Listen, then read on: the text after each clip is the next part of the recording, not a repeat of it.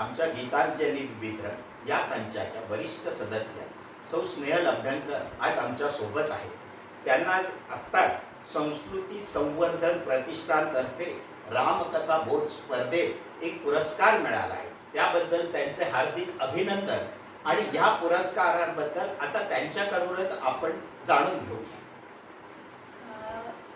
संस्कृती संवर्धन प्रतिष्ठान हे जे प्रतिष्ठान आहे त्यांच्यातर्फे रामकथा बोध स्पर्धा, त्याचा उद्देश म्हणजे हा की घर घर रामायण जन जन रामायण. आणि ह्या संस्थेशी आत्ता जो मला जो पुरस्कार मिळाला संस्कृती संवर्धन प्रतिष्ठानतर्फे जो पुरस्कार मिळाला, तर तो जो पुरस्कार आहे तो त्यांनी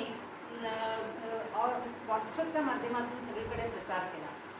त्याचं जे प्रश्नोत्तरं होती ती आम्हाला त्यांनी पाठवली. ही स्पर्धा त्यांनी पूर्णपणे ऑनलाईन घेतली. ऑनलाईन घेतल्यानंतर त्यांनी आम्हाला जो प्रश्नोत्तरं दिली होती त्या प्रश्नांचा आम्ही व्यवस्थित अभ्यास केला. ते प्रश्न परत परत पाठ केले असं समजा. आता आणखी मग त्यांनी आम्ही तसं वेळ घेतली की कोणी एक तासामध्ये त्यांना 20 मिनिटात 30 प्रश्नाची उत्तरं द्यायची होती.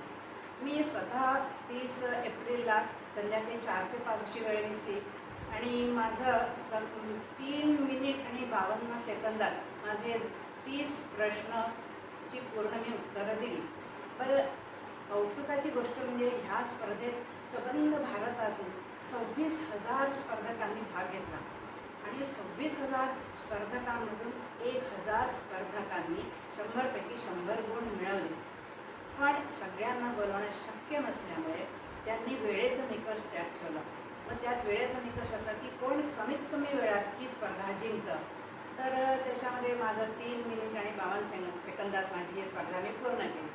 तर त्या स्पर्धेचा पुरस्कार सोहळा त्यांनी मुंबईला दादर इथे त्यांनी ठेवला आणि ते पुरस्कार स्वरूप आम्हाला तिकडे आशीर्वाद स्वरूप तिकडे दादाश्री मैत्रीय संस्थेचे दादाश्री आहे, त्यांनी आम्हाला हा पुरस्कार दिला आणि सगळ्यांना आशीर्वाद दिला.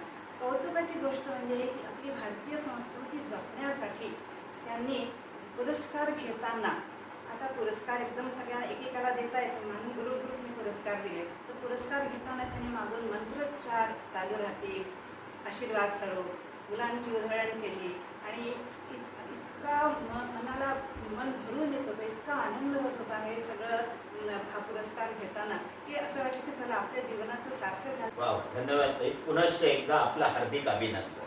धन्यवाद. धन्यवाद.